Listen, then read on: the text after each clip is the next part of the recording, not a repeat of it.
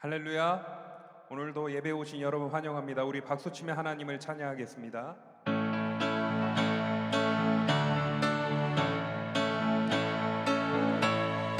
오랫동안 모든 죄 가운데 빠져 오랫동안 모든 죄 가운데 빠져 더럽기가 한량 없던 우리를 아무 공로 없이 구원함을 얻어 하나님의 자녀 지금 오랫동안 모든 죄 가운데 빠져 더럽기가 한량 없던 우리를 아무 공로 없이 구원함을 얻어 하나님의 자녀 지금 되었네. 주의 그 사랑 한량 없도다. 찬송할지어다. 예수의 공로 주의 그 사랑 한량 없도다. 찬송할지어다. 예수의 공로 주의 보혈로서 정결하게 씻겨 죄악에서 떠난 몸이 되었고 세상 근심 구름 한 곳 없어지니 하나님의 빛이 영화롭도 주의 그 사랑 한량 없도다. 찬송할지어다. 예수의 공로 주의 그 사랑 한량 없도다. 찬송할지어다. 예수의 공로 죄 깊은 잠과 은 세상의 꿈을 어서 깨어나라 나의 친구여. 은혜 받은 날과 구원 얻을 때가 지금 온 세상에 선포돼. 주의 그 사랑 한량 없도다. 찬송할지어다. 예수의 공로 주의 그 사랑 한량 없도다. 찬송할지어다. 주의 그 사랑 한량 없도다. 찬송할지어다. 예수의 공로 주의 그 사랑 한량 없도다.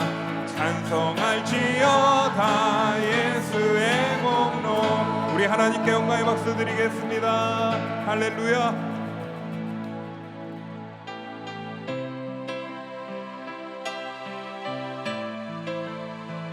내 안에 하나님이 살아계십니다. 이러한 고백을 담아 우리 찬양하겠습니다. 언제나 내 모습 너무나 부끄러워. 무릎으로 주님께 기도로 가오니 나 홀로 서 있네. 죽은 내 영 깨우사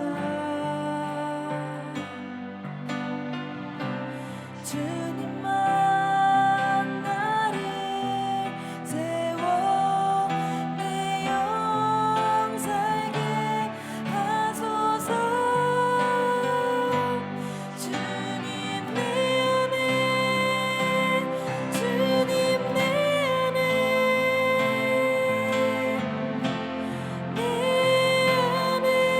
계시고 주님 내 안에 나를 세워주소서. 우리 다 같이 고백합니다. 언제나 내 모습 너무나 부끄러워.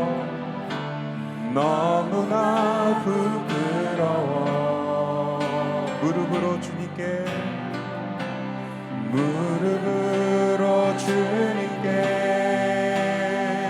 기도로 가오니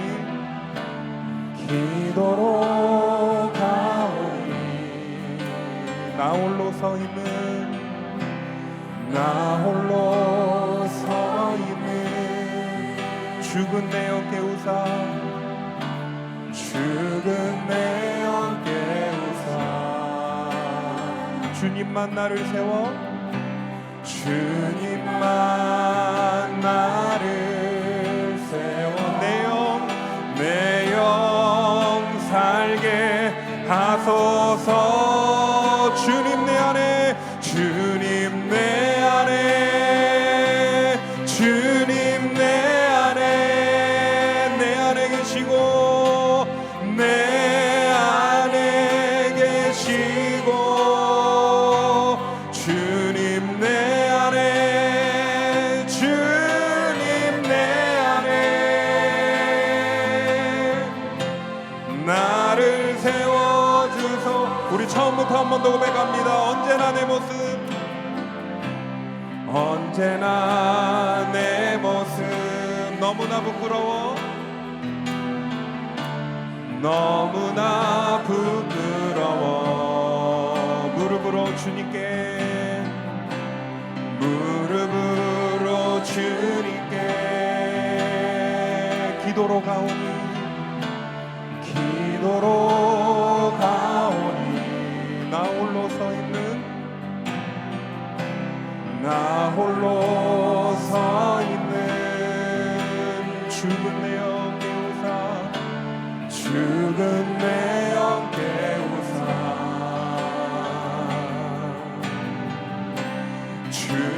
주님만 나를 세워 내 영 살게 하소서 우리 손 높이 들고 찬양할까요? 주님 내 안에 내 안에 주님 내 안에 주님 내 안에 계시고 내 안에 계시고 주님 내 안에 주님 내 안에 나를 세워주소서 주님 내 안에 주님 내 안에 주님 내 안에 내 안에 계시고 주님 내 안에 주님 내 안에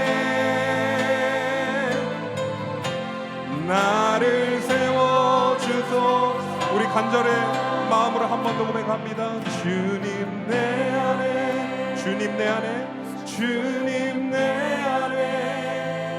안에 계시고 내 안에 계시고 여러분들 가운데 예수님이 계십니다.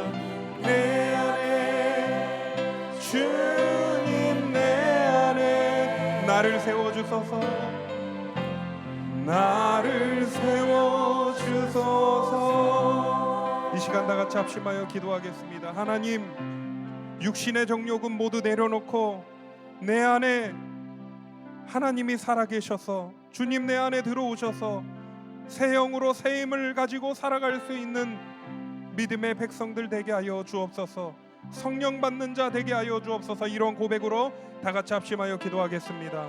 하나님 오늘도 주님 앞에 나왔습니다. 예배를 사모하는 우리 가운데 주님 내 안에 계셔 주시옵소서 성령님 내 안에 계셔 주셔서 하나님 육신의 정욕은 내려놓고 오직 하나님 이름으로 살게 하여 주시고 새 영과 새 힘으로 살게 하여 주시고 하나님의 능력으로 살게 하시고 하나님 부족한 모든 것들을 주님이 채워주시는 은혜로 살게 하여 주옵소서 그런 심정을 가지고 이 자리에 나왔습니다. 살아있는 예배, 감동이 있는 예배, 말씀의 능력이 있는 예배가 되도록 주님이 이 시간 하나님 함께하여 주시옵소서.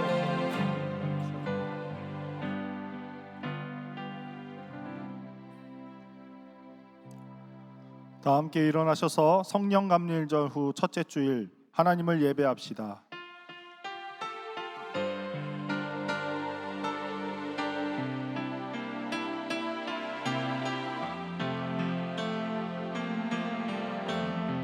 지극히 높은 주님의 낮이 성소로 들어갑니다. 세상의 신을 벗고서 주 보좌 앞에 엎드리리. 내 주를 향한 사랑과 그 신뢰가 사그러져 갈 때 하늘로부터 이곳에 장막이 덮이네. 이곳을 덮으소서. 이곳을 비추소서. 내 안에 무너졌던 모든 소망 다 회복하리니. 이곳을 지나소서. 이곳을 만지소서. 내 안에 죽어가는 모든 예배 다 살아나리라.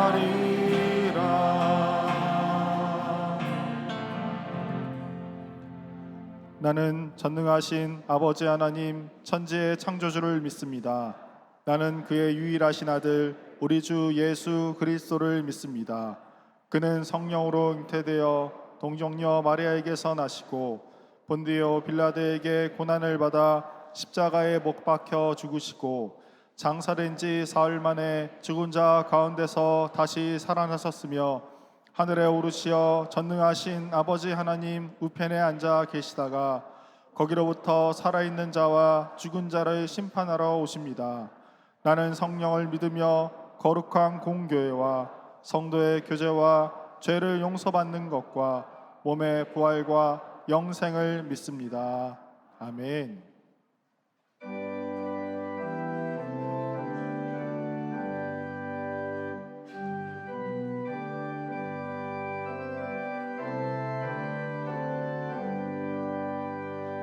전능왕 오셔서 주 이름 찬송케 하옵소서.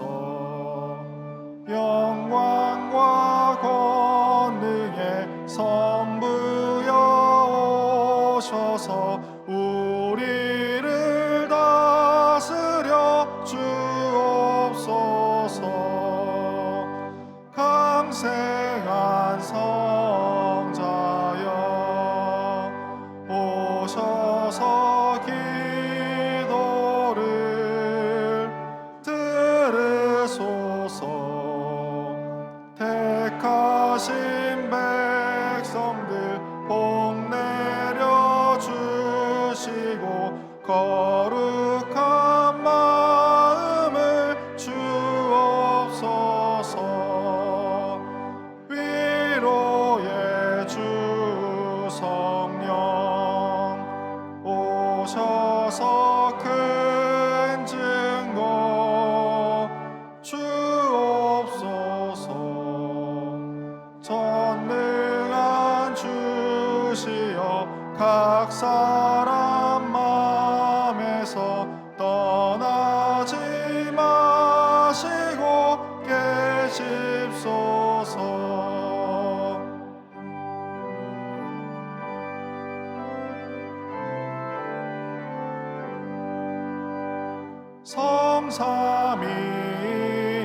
성삼위일체께 한없는 찬송을 드립니다. 존귀한 주님을 영광 중 배웠고 영원히 모시게 하옵소서.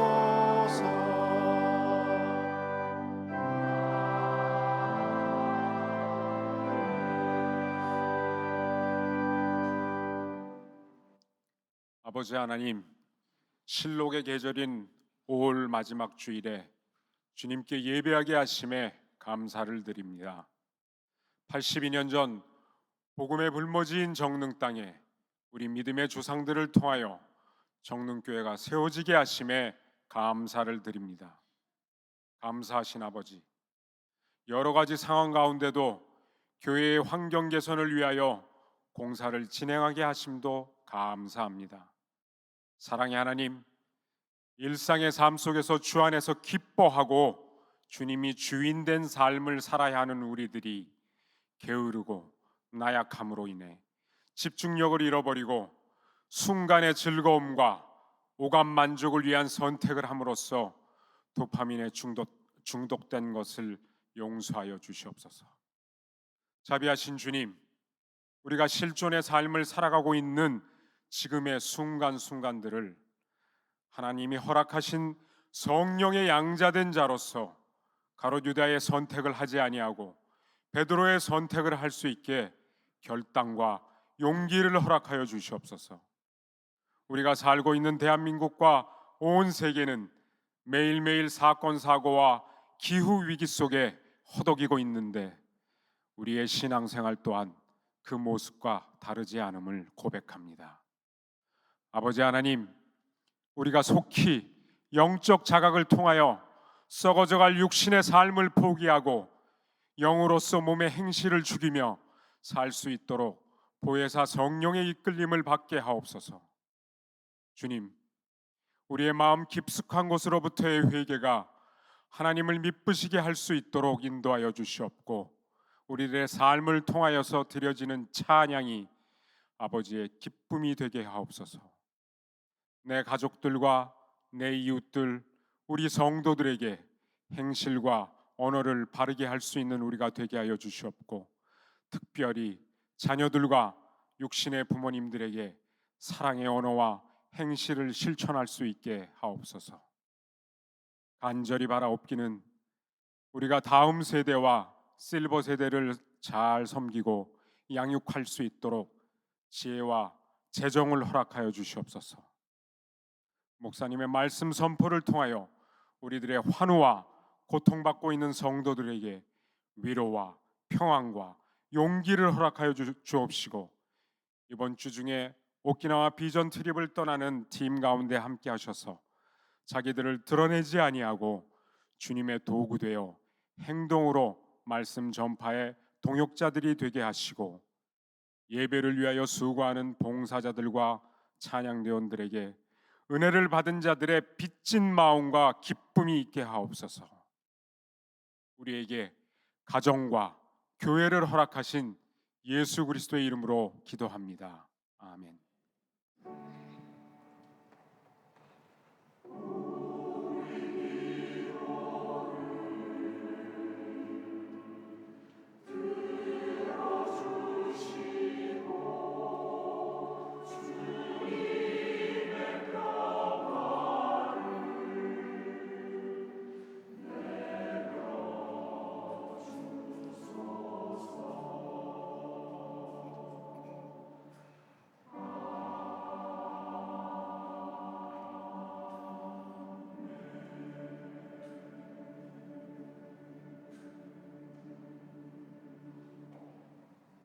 오늘 예배에 오신 모든 성도님들을 진심으로 환영하고 축복합니다. 우리 전후 좌우에 계신 성도분들과 성령 안에서 하나님의 자녀로 살아갑시다 하시며 인사 나누시겠습니다. 성령님 안에서 하나님의 자녀로 살아갑시다. 성령님 안에서 하나님의 자녀로 살아가십시다. 오늘 새 가족 오셨습니다. 석한나 강승구 부부 새 가족으로 이렇게 가정이 오셨는데 잠시 자리에서 일어나 주실 수 있으시겠습니까? 네, 우리 함께 찬양으로 축복송 불러드리겠습니다. 평화 하나님의 평강이 당신의 삶에 넘쳐나기를 평화 하나님의 평강이 당신의 여러분의 삶에 가득하기를 축복합니다. 축복합니다. 환영합니다. 자리에 앉아 주십시오. 교회 소식 알려드립니다. 다음 주일은 우리 교회 창립 82주년 감사 주일입니다. 교회 창립 82주년을 맞아 오후 4시 본당에서 각 위원회와 함께 감사 찬양 예배가 있습니다. 또한 1, 2, 3부 예배 후 교회에서 떡 나눔이 있습니다. 창립 감사원금은 하나님 나라의 복음을 전하는 국내 선교 사역으로 사용될 예정입니다. 6월 3일 월요일부터 5일 수요일까지 오후 7시 30분 본당에서 박남리 교회 강치연 목사님을 모시고 창립 82주년 감사 말씀 사경회가 있습니다. 하나님의 말씀을 사모하는 성도분들 되시길 바랍니다. 이번 주 금요 기도회는 다음 세대를 위한 기도회로 드립니다. 청소년 학생들을 위한 기도 시간이 있습니다. 일본 오키나와 비전 트립이 오늘 29일 수요일부터 토요일까지 진행됩니다. 잘 다녀오고 복음을 전할 수 있도록 많은 기도 부탁드립니다. 이번 주 구역 연합 예배가 각 교구별 모임 장소에서 있습니다. 그 외의 교회 소식과 모임은 주보를 참조하시기 바랍니다. 교우 소식입니다. 이교구 이동 23구역 이명애 집사님의 장녀 이샛별 자매의 결혼 예식이 있습니다. 이번 주 토요일 오후 3시입니다. 3교구 중앙 2구역 도기현 성도님, 김민자 권사님의 장녀 도현주 자매의 결혼 예식도 있습니다. 이번 주 토요일 오후 1시 20분입니다. 4교구 월계구역 손희태 안수집사님, 장미 권사님의 장남 손윤석 형제의 결혼 예식이 있습니다. 이번 주 토요일 오후 6시 30분입니다. 결혼하는 가정 많이 축복해 주시기 바랍니다.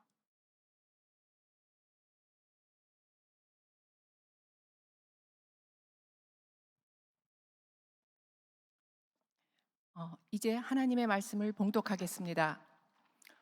오늘 우리에게 주시는 하나님의 말씀은 신약 성경 로마서 8장 12절부터 17절 말씀입니다. 이제 말씀을 봉독합니다. 하나님의 말씀을 경청하십시오.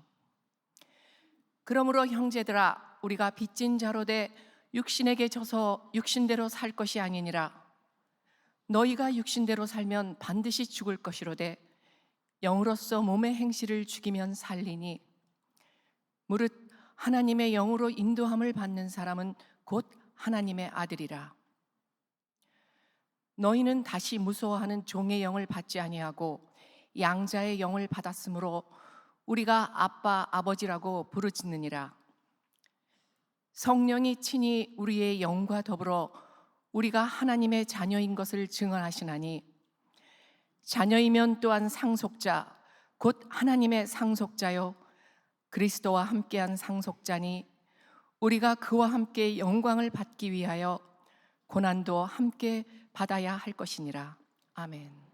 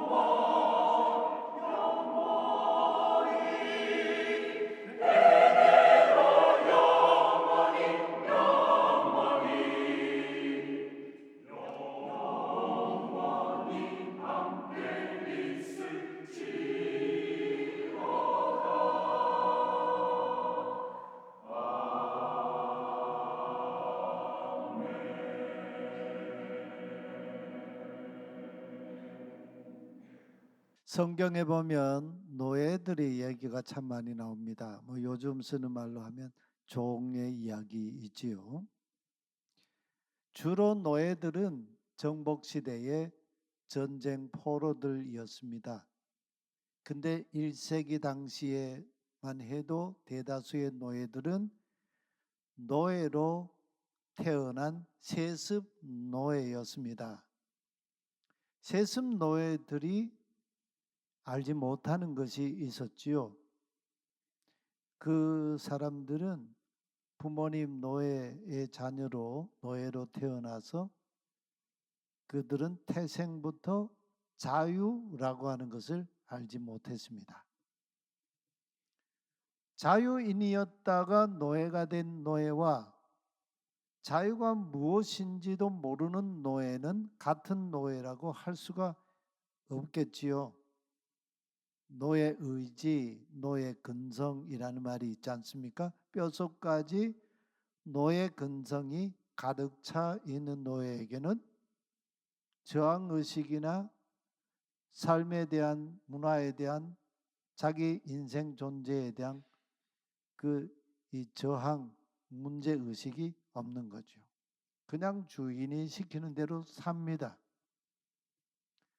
저는 오늘 로마서 8장에 있는 이 말씀을 묵상하다가 하나님께서 사도 바울을 통해서 오늘 저와 여러분에게 내가 바로 아무 의식, 저항의식도 없이 노예로 살고 있는 자가 아니냐, 이런 질문을 던지시는 것을 저는 이 말씀 묵상하면서 제가 들은 말씀이에요. 오늘 본문 12절에서 바울은 그러므로 형제자매 여러분, 우리는 빚진 사람입니다. 그러나 육체에게 빚을 진 사람이 아닙니다.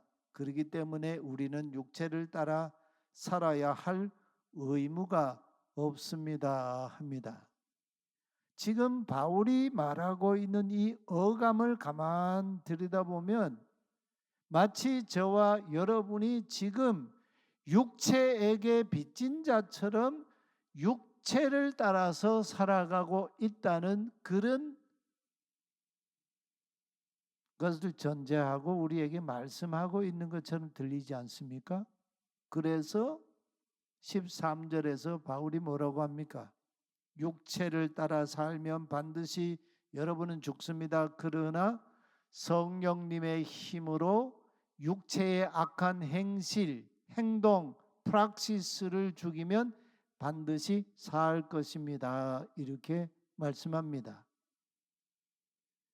그러고 보면 만일 우리가 자유인이라면 어떤 면에서 자유하는 사람인가? 내가 노예라고 한다면 나는 무엇에 대하여 노예로 살아가고 있는 자인가? 우리 스스로에게 질문하지 않을 수가 없겠지요. 이 의미와 또 같은 맥락에서 오늘 빚진 사람 얘기를 하고 있지요. 여러분도 아직 젊지만 여러분 인생의 빚을 져본 적 있습니까?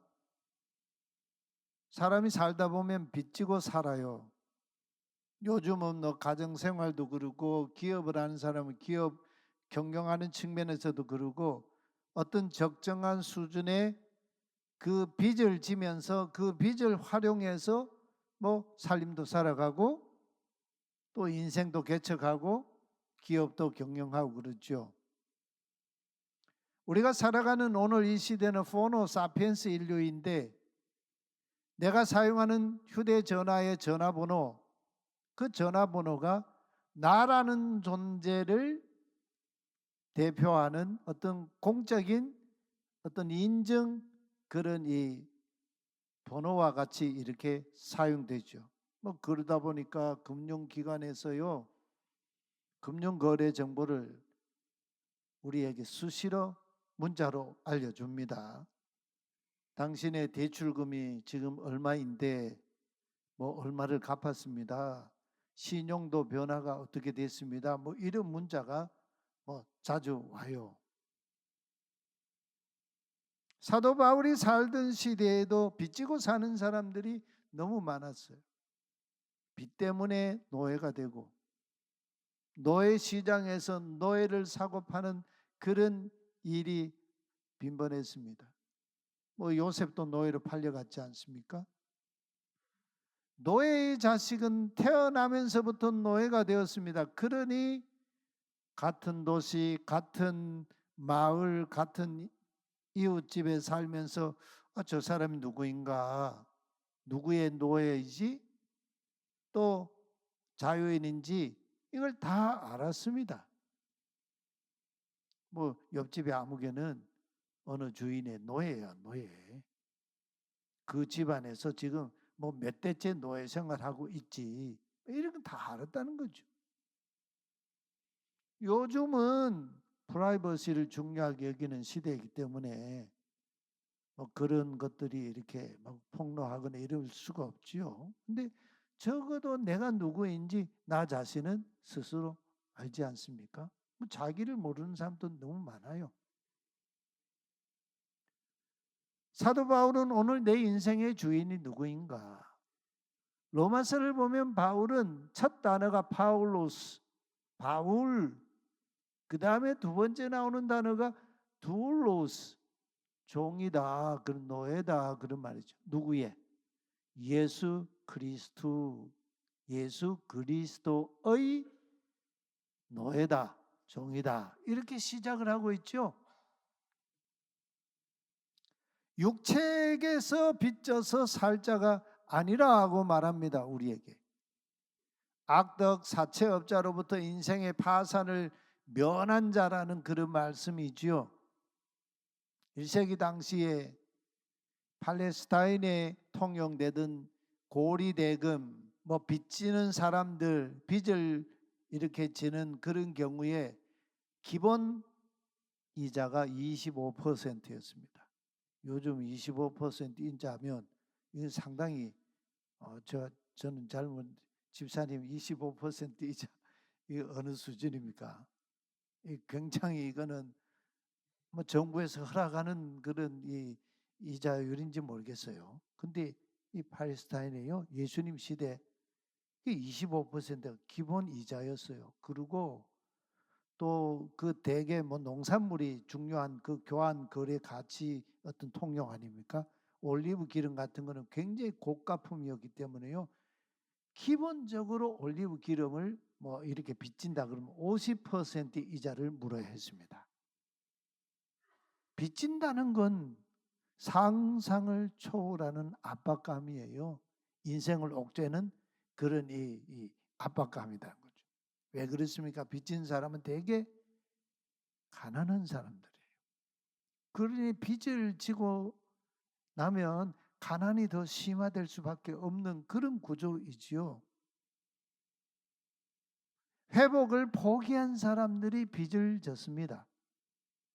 그래서 고리의 이자를 진다는 것은 자신의 인생의 생존을 위한 마지막 최후의 선택, 마지막 최후의 수단이 빚지는 거였어요. 이런 상황을 바울은 오늘 로마 교회 성도들에게 적용하여 말하고 있습니다. 오늘 이 시간 예배하는 우리에게도 동일한 말씀으로 우리에게 찾아오시는 거지요. 우리에게 육체에게 빚져서 육체를 따라서 살아갈 이유가 없다라고 선언하고 있습니다. 육체에게 빚지고 사는 삶으로부터 해방된 자라는 분명한 우리에게 도전을 하고 있어요. 그렇다면 오늘 우리가 육체를 따라 살지 말라는 이 명령은 우리에게 인생의 매우 기쁜 복음, 매우 희망적인 그런 메시지 아닙니까? 근데 우리 인생의 내면을 가만 들여다보면 그러지를 못해요. 육체에 빚진 자로 살다 보면 반드시 죽는 것이 분명한데 그걸 알면서도 육체를 따라서 육체에게 빚진 자의 노릇을 하면서 살아간다는 거죠. 도대체 육체에게 빚지며 사는 것이 무엇이기에 이렇게 단호하게 그렇게 살면 죽는다고 말합니까? 이 죽는다. 엄청 과격한 표현 아니에요, 이게. 예? 여러분에게 너 그렇게 살면 너 그 병 가지고 살면 죽어 이렇게 말하면 상처 안 받을 분이 있겠어요? 죽을 사람에게 가서 너 죽어 이러면 상처받았다고 막 삐질 거 아니에요. 예. 로마서 1장하고 2장, 3장을 여러분 한번 집에 가서 잘 읽어보래요. 여기 보면은 복음의 얘기를 하면서요. 복음이 없었을 때에는 우리가 어떤 존재인가? 육체를 따라서 육체에게 빚진 자의 삶을 사는 죄인이었다라고 하는 사실을 1장, 2장, 3장에 막 집약적으로 이걸 얘기하고 있어요.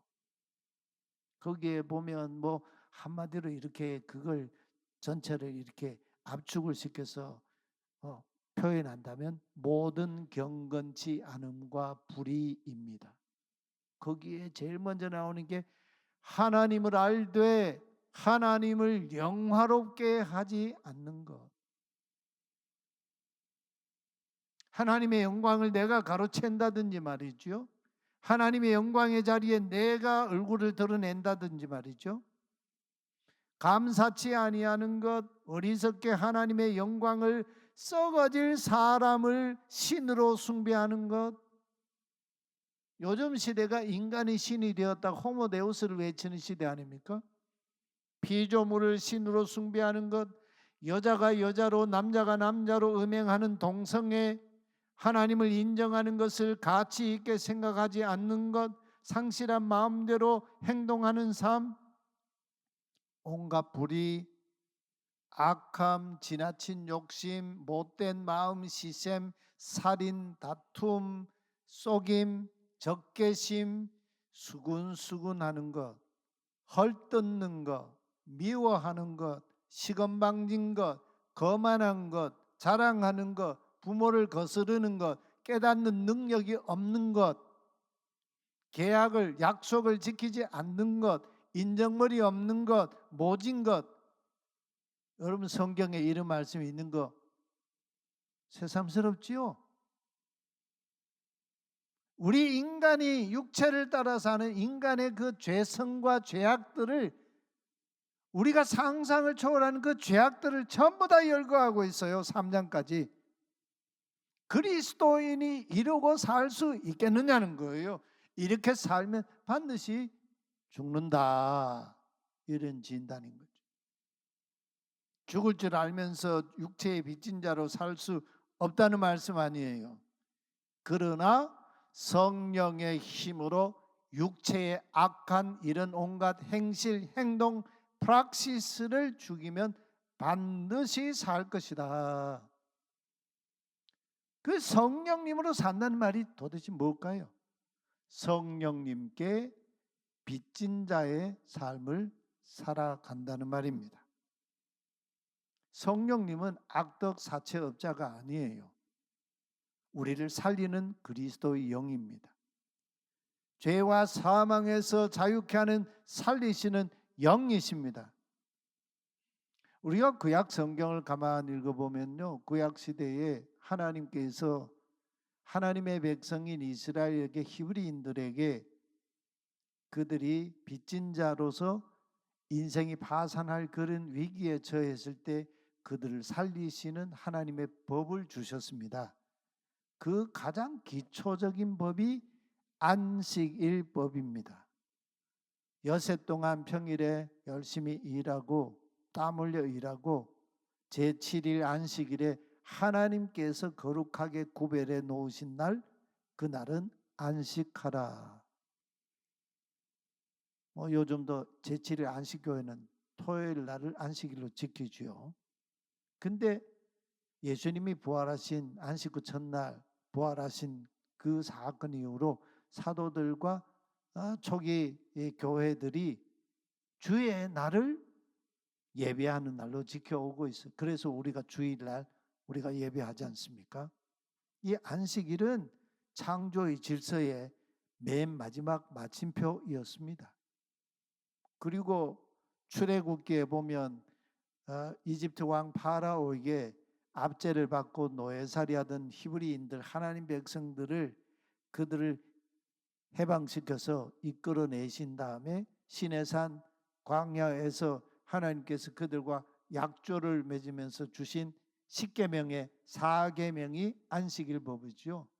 너와 내 가족과 내 자녀 그리고 내 집에 함께 일하는 종들 그리고 내 집에 우거하는 나그네들 외국인들 너희 집에서 기르고 또 양 키우는 그런 짐승들 모든 생명체 안식일에 다 쉬어라 이런 법을 주셨어요. 안식하지 못하게 하는 그런 이 우리의 삶을 그냥 이 노동으로 우리의 삶을 쉼이 없는 그런 삶으로 옥죄는 그 세력과 그러한 것에 대하여 저항하는 법으로 안식일법을 주셨어요. 두 번째로 주신 복이 안식년법이지요. 6년 동안은 열심히 일하라. 농사도 짓고 자기 맡은 직무를 감당하라는 거죠. 그리고 7년째 될 때에는 안식하라. 또 뭐 농경 사회에서는 7년째 농사 짓지 않으니까 먹을 것이 없잖아요. 근데 하나님은 제 6년째에 안식년 바로 직전해인 6년째에는 갑절의 풍작을 주시겠다 약속했어요. 그리고 안식년에 뭐 밥 갈지 않았지만 거기서 나는 곡식들은 베어다 먹지 말고 나그네들, 가난한 사람들, 과부와 고아들이 그것으로 먹고 생존할 수 있게 그냥 내버려두라 하셨습니다. 이 안식년이 되면은 히브리인들 노예들이요 다 풀려났습니다. 그래서 노예 신분에서 자유할 수가 있었어요. 안식년이 되면 빚지고 살던 거 그 빚 있잖아요. 그거 다 탕감 조치를 했습니다. 살아갈 수 있는 빚진 자들이 살아갈 수 있는 하나님의 법이지요. 그리고 세 번째 주신 법이 희년법입니다. 희년법. 안식년을 7번 보내고 맞는 50년째 되는 해를 희년이라고 합니다. 이 희년에는 거대한 자유가 선포됐습니다. 빚 때문에 빼앗겼던 땅 다시 도로 찾을 수가 있었습니다.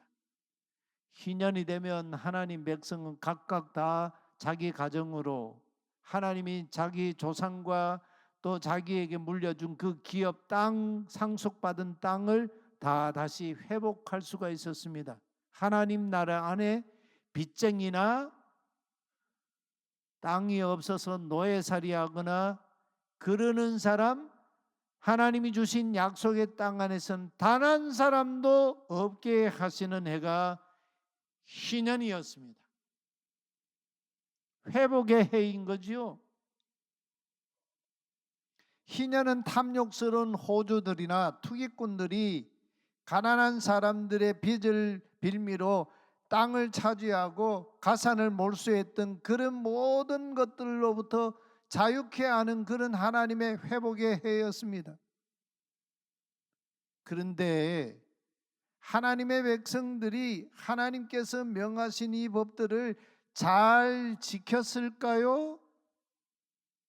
우리가 구약의 그 열왕들의 그 시대의 역사를 쭉 읽어보면 이 하나님의 백성들이 하나님 주신 이 희년의 법, 안식년의 법, 이 안식일의 법을 거의 잘 안 지켰습니다. 하나님의 법도 질서를 뭉개뜨린 거지요. 그래서 결국은 하나님께서 어떻게 그 하나님의 약속의 땅을 어떻게 안식하게 하셨습니까? 그 땅에 하나님을 거역한 하나님 백성들을 그 땅에서 쫓아내 버리시고 그 땅을 강제로 쉬게 하셨습니다. 아수르의 포로로 잡혀가게 하고 바벨론 제국의 포로로 잡혀가게 하셨습니다. 땅을 갈고 싶어도 갈지 못하게 하셨습니다. 사복음서 중에 누가복음을 가만히 읽어보면요, 누가가 예수님의 공생애를 증언하면서요, 예수님께서 공생애를 시작하시는 그 즈음에, 공생의 시작 즈음에 선포하신 첫 메시지가 누가의 관점에서, 누가는 나사렛 회당에서 예수님께서 이사야 예언자의 예언을 읽으시고는 희년의 말씀이 성취되었다, 이렇게 주님이 말씀한 게 나와요. 가난한 자에게 기쁜 소식을 전파하고 포로된 자에게 자유를 주고 눈먼 자가 다시 보게 하게 하고 억눌린 사람을 풀어주는 하나님의 은혜의 해, 곧 희년을 선포하셨어요. 예수님의 공생애는 희년의 그런 기간이었다는 말씀이죠. 하나님께서 모든 빚진 자를 다 그냥 자유케 하고 탕감시키고, 땅 빼앗긴 사람 땅을 다시 찾고 하나님 나라를 다시 얻게 되는, 그래서 이 팔복 중에 보면 온유한 자 복이 있나니 그들이 땅을 기업으로 얻을 것이며, 여기 땅을 기업으로 얻는다고 하는 것은 하나님이 약속하신 그 분복을 그대로 다 누리게 한다, 그런 말씀이죠. 우리 그리스도인은요, 희년의 삶으로 부름을 받은 자이에요. 그럴 때 성령님이 우리를 하나님의 자녀답게 살게 하시는 그리스도의 영이시다는 겁니다. 우리 성령 강림절 우리 지키고 에스겔 말씀을 남 목사님 전하셨죠. 1920년대에 우리나라에 백정운동을 일으킨 박성춘이란 분이 있어요. 당시 백정은 천민 중에 천민이죠. 우리나라 최하층민이었습니다. 요즘 백정 없지 않습니까? 백정은 요즘 같은 말하면 주민등록증도 없고요, 주민등록 번호가 없어요. 무적자예요. 호적 자체가 없어요. 인구 대상 조사, 인구 조사의 대상도 되지는 못했어요. 죽어도 제한돼 있었고, 백정은 또 어른이 돼서도요 상투를 올리지 못했습니다. 그래서 망근과 갓을 쓰지 못했습니다. 백발이 되어도 백정은 사회적으로 미성년자였습니다. 그래서 백발이 성성한 이 노인 백정이 길을 가다가 양반집 어린아이가 막 이렇게 길거리에 나와서 놀 때에도요, 그 앞에서 고개를, 머리를 조아리고 가야 했어요. 백정은 미성년자이기 때문에. 이런 백정 박성춘이라는 분이 미국 북장로교회 사무엘 포먼 무어 선교사가 개척한 곤단골 교회가 운영하는 예수교 학당에 자기 아들 일자무식, 백정은 어디서 배울 수도 없고, 그 백정들이 이렇게 하는 거는 글자가 아니고 어떤 그런 표식을 했잖아요. 그래서 아들 봉출이를 그 예수교 학당에 보내서 공부를 하게 했습니다. 봉출이가 예수교 학당에 가더니 헌문도 배우고 산술도 배우고 주기도문도 배우고 성경도 배우고 그랬습니다. 그래서 그러다가 이 박성춘이라는 분이 아들과 함께 온 가족이 곤단골 교회를 출석하게 됐어요. 일가가 다 세례받고 그리스도인이 됐습니다. 그들이 곤단골 교회 예배하러 이렇게 나가게 되면서 양반들이 교회를 떠나기 시작했어요. 백정들과는 같은 예배당에서 예배할 수 없다는 이유였습니다. 처음에는 양반 자리, 백정 자리를 따로 이렇게 격리시켜서 만들어 달라고 요구했는데 그 요구가 받아들여지지 않자 결국 따로 나가서 예배당을 세우고 홍문수골이라는 그런 이 교회를 세웠어요. 그러다가 몇 해 뒤에 뛰쳐나갔던 양반들이 홍문수골 교회가 곤단골 교회로 다시 들어와서 두 교회가 합병하게 됐는데 그 합병한 교회가 우리 한국 교회사의 유명한 승동교회입니다. 놀랍게도요, 이 백정인 박성춘이가 그 승동교회, 합병한 승동교회의 초대 장로님이 됐습니다. 한국교회 역사에 엄청난 파격적인 문화 변혁이죠. 니버가 그리스도가 누구냐 그럴 때 문화에 대립하는 그리스도다, 뭐 그런 얘기를 했는데 against 한다는 거죠. 이 박성춘 장로님은요 500년 동안 쓰지 못했던 망건과 갓을 제일 먼저 쓴 백정이었습니다. 신문제도에 종노릇하지 않았다는 얘기죠. 그는 백정이었지만 그리스도인으로 성령의 사람으로 살았습니다. 오늘 14절에 무릇 하나님의 영으로 인도함을 받는 사람은 곧 하나님의 아들이라 했습니다. 근데 교회 안에도요 성령으로 시작했다가 육체로 마치는 자들이 많이 있습니다. 우리 사부의 청년들 중에 성령으로 시작했다가 육체로 마치는 분, 오늘 이 예배에 오신 분 중 한 분도 없기를 바랍니다. 갈라디아 교회가 그런 교회가 되어서 위태위태했습니다. 너희가 이같이 어리석으냐, 성령으로 시작하였다가 이제는 육체로 마치겠느냐. 바울이 그냥 통탄을 하고 있죠.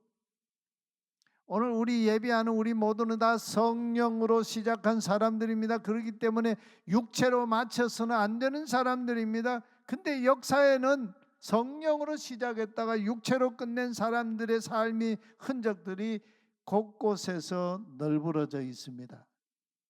여러분 사사 삼손 아시지요? 그의 인생에 찾아온 한 여인이 있었습니다. 들릴라라고 하는 여인이었습니다. 이 들릴라라고 하는 이름은 매달아둔 먹잇감이다, 뭐 그런 의미를 가진 이름이에요. 이 여인은 소래골짜기의 여인이었습니다. 삼손이 소래골짜기에서 주로 활동을 했지 않습니까? 이 들릴라가요 저 원수의 나라인 블레셋의 그 방백 정치 이 지도자들로부터 은전 1,100개를 받기로 약속을 하고 삼손의 이 블레셋을 치는 삼손의 그 힘의 비밀이 어디에서부터 오는 건지를 알아냈던 여인이지요. 이제 삼손이 이 들릴라를 사랑했습니다. 하루는 그의 집에 들렸다가 들릴라가 삼손에게 자기 무릎을 베고 좀 편안히 잠 좀 주무세요 이렇게 한 거죠. 그러니까 삼손이 그냥 혓가닥 넘어가 가지고 들릴라의 무릎을 베고 깊은 잠을 잤습니다. 그럴 때 블레셋 사람을 불러 삼손의 머리털 7가닥을 밀었습니다. 그리고 괴롭게 해보니까 삼손이 힘이 없어졌습니다. 들릴라가 그제야 삼손 블레셋 사람들이 들이닥쳤어요 하고 막 소리를 쳤습니다. 삼손이 잠에서 깨어나 내가 이번에도 뛰쳐나가서 지난번처럼 힘을 떨치리라 하고 했는데 근데 그때 삼손이 미처 깨닫지 못한 것이 있었다고 성경은 증언하고 있죠. 뭘 깨닫지 못했습니까? 야훼께서 이미 삼손에게서 돌이켜 떠나가신 것을 미처 깨닫지 못하였더라. 야다 절대 알지 못했더라. 참 기가 막힌 상황이에요. 어마어마한 변화가 와버렸어요. 그는 평생 포도주와 독주를 금했습니다. 부정한 거 먹지 않았습니다. 머리에 삭도를 대지 않는 나시린이었습니다. 블레셋 사람의 손에서 이스라엘을 구원하는 그런 사사였습니다. 그런 삼손이 들릴라에게 육체적인 사랑의 빚진 자의 삶을 살다가 야훼 하나님이 그의 인생에서 떠나가신 것을 알지 못하는 사람이 됐다는 거예요.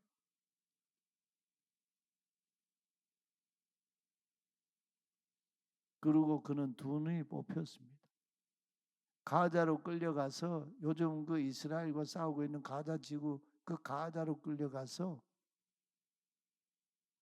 쇠사슬에 묶인 채 옥에서 원수들이 조롱하는 그 가운데에서 제주를 부리라면서 맷돌을 돌리게 된 그런 지경에 처했죠. 조롱과 농락의 대상이 됐습니다. 삼손은요, 그 시대에 성령으로 이렇게 시대를 힘있게 이끌던 그런 사람, 소수의 사람이잖아요. 성령으로 시작했다가 육체로 끝내버린 비운의 사사가 되고 말았죠. 그러다 그는 죽음을 각오하고 회개하죠. 하나님, 제게 한 번만 힘을 주셔서 저 원수를 갚고 내가 하나님 앞에서 죽게 해달라고. 하나님이 그의 기도를 들어주셨죠. 그래서 다곤 신전에서 우상을 예배하는 그 모인 블레셋 사람들을, 그 다곤 신전을 바치는 두 기둥을 밀면서 그 신전이 무너지면서 그들 다 죽이고 자기도 그들과 함께 장렬하게 죽음을 맞이했습니다.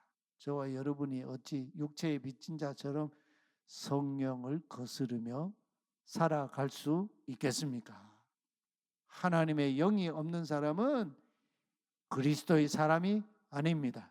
성령님께 인도함을 받는 그 사람이 하나님의 자녀입니다. 하나님의 상속자입니다.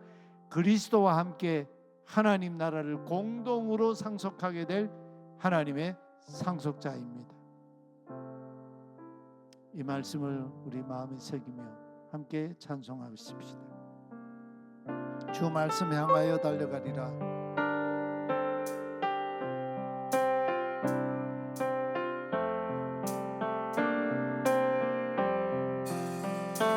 하늘에 나는 새도 주 손길 돌보시네. 온 땅에 충만한 주 사랑으로 내 마음을 덮으소서. 주 나를 부르셨네. 주의 영광 위에 모든 사랑 이끄소서. 주의 영광으로 주 말씀 향하여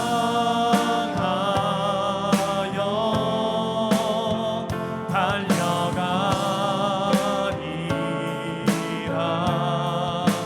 힘도 아니 능도 아니 오직 성령으로 주 얼굴 향하여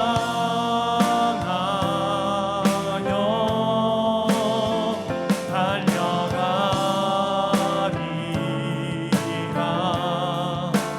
오 주의 영광 안에 살게 하소서. 주 말씀 향하여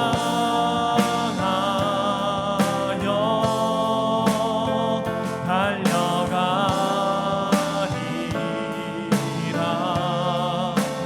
힘도 아니 능도 아니 오직 성령으로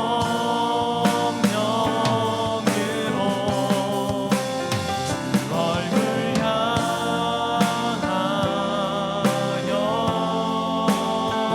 달려가리라.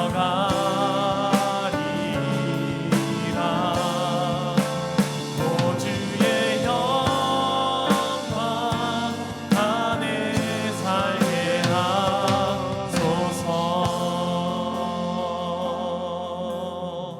우리 짧지만 말씀을 붙들고 오늘 주신 말씀에 응답하는 기도를 함께 드립시다. 우리는 그리스도께 빚진 자입니다. 성령님께 빚진 자입니다. 육체에게 빚져서 육신을 따라 살 자들이 아닙니다. 우리 젊음을, 우리 인생을 하나님께 빚진 자로, 성령께 빚진 자로, 그리스도께 빚진 자로, 복음에 빚진 자로 살아가는 성령의 사람 되게 하시옵소서. 하나님 나라 자녀 되게 하시고 하나님 나라 상속자답게 살게 하여 주옵소서. 우리는 그리스도께 빚진 자입니다. 성령님께 빚진 자입니다. 하나님께 빚진 자입니다. 그렇기 때문에 성령님을 따라 사는 자여야 합니다. 육체에게 빚진 자처럼 육체를 따라 살 수 없는 하나님의 자녀입니다. 성령으로 하나님의 자녀답게, 하나님 나라 상속자답게 살게 하소서.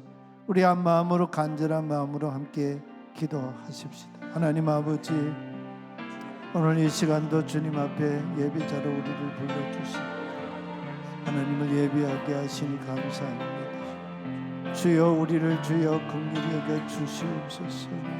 하나님, 우리는 육체에 속한 육체의 종로를 하며 사는 자가 아니라 하나님께서 하나님의 자녀이옵니다. 성령님의 능력을 힘입어 성령님을 따라 살아야 하는 그리스도의 사람임을 주님 앞에 고백합니다. 아버지, 우리 안에 있는 온갖 불의와 경건치 않음과 죄악들을 주여 다 도말하여 주시옵소서.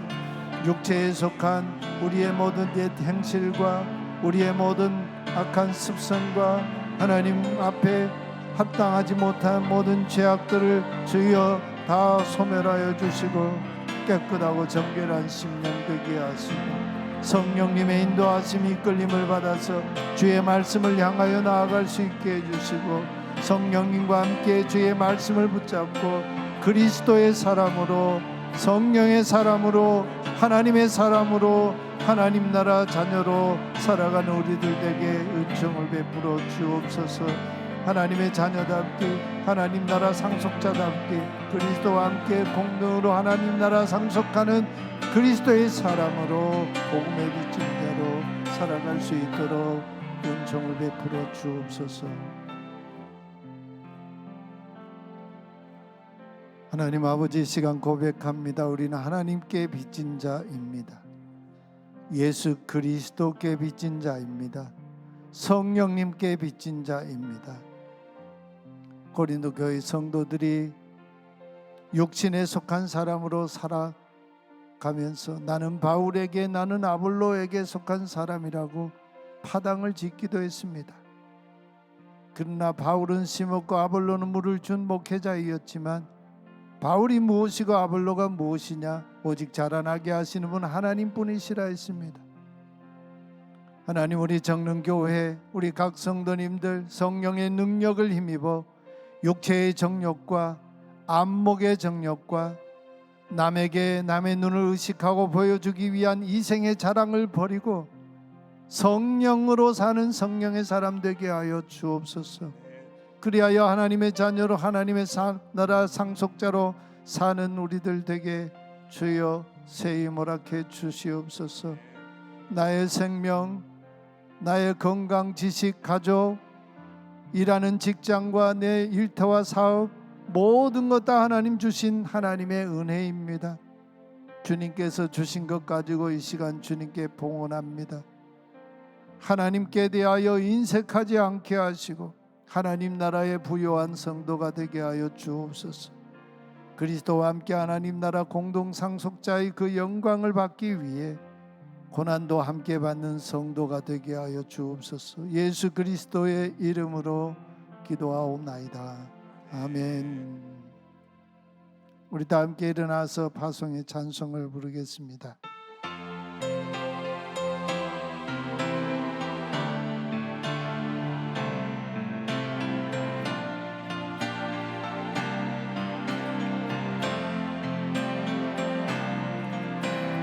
소한 능력으로 하시네 그 크신 팔로 날 붙드시네 절망 속에도 흔들리지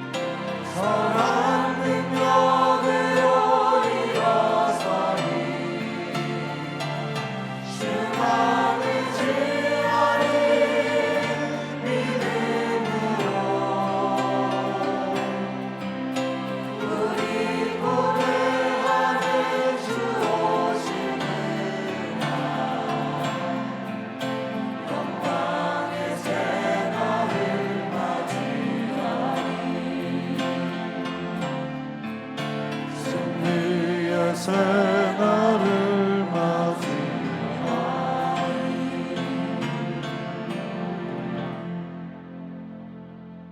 허물과 죄로 죽었던 우리를 살리신 우리 주 예수 그리스도의 은혜와 우리를 위해 아들까지 내어주신 하나님 아버지의 그 무한하신 사랑과 우리로 하나님 자녀답게 살도록 진리 가운데로 이끄시는 보혜사 성령님의 교제하심과 충만하심이 오늘 주일 주님 앞에 나와 예배한 모든 성도님들 그 한 분 한 분 위에 가정 위에 하나님 주신 삶의 분복 위에 영원히 함께 계시기를 축원하옵나이다. 아멘.